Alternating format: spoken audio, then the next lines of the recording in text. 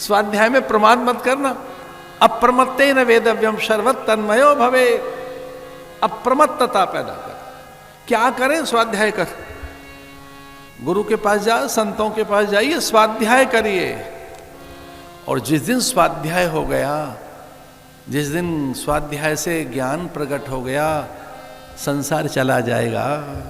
फिर किससे रूठे किससे छूटे, फिर कौन बुरा और कौन भला।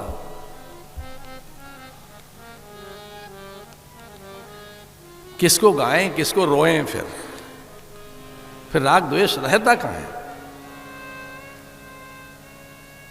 सत्संग करिए।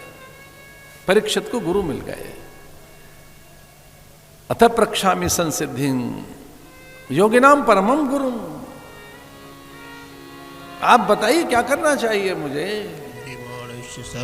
और जैसे ही गुरु के पास जाओगे तो विचार प्रकट हो जाएगा। कथा सुनाने लगे।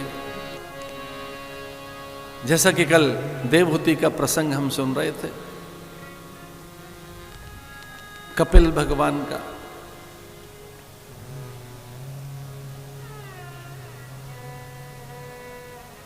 प्रसूति की पुत्री सती, दक्ष की बेटी।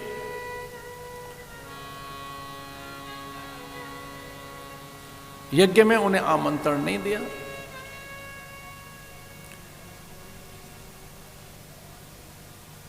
वे एक प्रकार से भगवान की अवज्ञा करके चली गई, महादेव की अवज्ञा करके। इसका अर्थ यह मत लेना कि देखो पार्वती या क्षमा कीजिए सती ने अवज्ञा कर दी। लीला है, महापुरुष कभी लीलाएं करते हैं। लोक के लिए, लोक कल्याण के लिए। शिव का अनादर देखा जब उन्होंने, तो यज्ञ कुंड में कूद गई।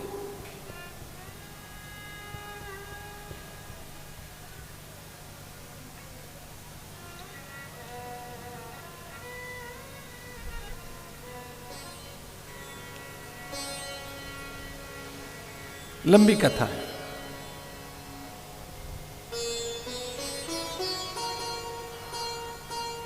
सबको बुलाया गया है, अपनी पुत्री को नहीं बुलाया, अपनी सब बेटियों को बुलाया। पूजा कैसे ही करो, प्रार्थना किसी भी ढंग से करो, पर यज्ञ एक विधान का नाम है। विधान से करिए, उसमें अपनों को बुलाइए। सहना भवतु सहनौ भुनक्तु सह वीर्यं करवावहै। अपनी छूट न जाए।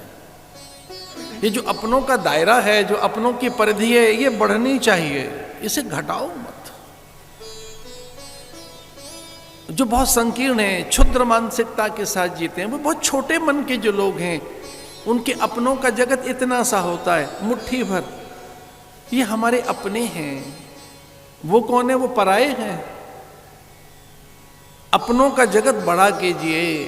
अपनों में जब अपनों की संख्या की जाए कि मेरे वाले कौन से, हमारे कौन से, अपने कौन से हैं, तो उसमें सारे मनुष्य आपको अपने दिखाई दें। सारे मनुष्य,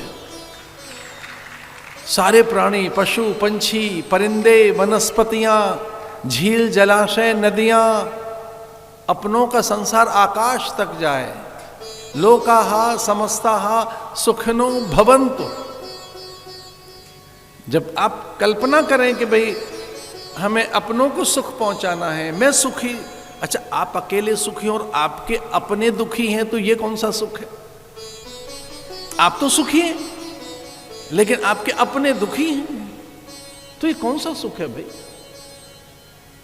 आपके परिजन पुरजन, बंधु बांधव, आपका पूरा पड़ोस, ये प्रकृति पर्यावरण, अगर इसमें सौख्यता नहीं है, संतुलन नहीं है, साम्य नहीं है, या व्यवस्था नहीं है, या उन्नतता नहीं है, ये स्वस्थ नहीं है, स्वच्छ नहीं है, तो कौन से स्वास्थ्य और सुख की कल्पना कर रहे हैं आप? इस अपनों का जगत इतना बड़ा है। लोकाहा समस्ताहा सुखिनो भवन्तु।